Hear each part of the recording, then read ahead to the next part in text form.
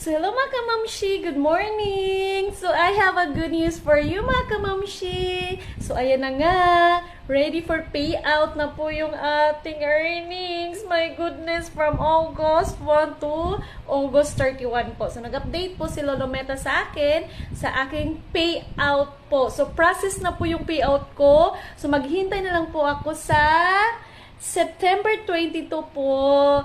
My goodness, thank you so much po for the support mga kamamshi, at sana kayo rin, at sana mamonetize na rin po kayo, at sana ma-process na po yung payout niyo sa earnings niyo kay Lolo Meta. So update ko na lang po kayo para sa aking kung mawi-withdraw ko na po yung pera. So, thank you so much, Lolo Meta. My goodness, nabubulol na ako dito. My goodness, thank you so much, Lolo Meta. And thank you so much sa mga supporters ko dyan, at sa mga bashers din, sa mga toxic people dyan. Thank you so much, my goodness. Number 1 talaga kayo sa akin dito, nanonood, diba? Kasi nakikimartis kayo ng life ko. So, nasobra sa pagkamarites. So, ayan na nga. Oh, di ba?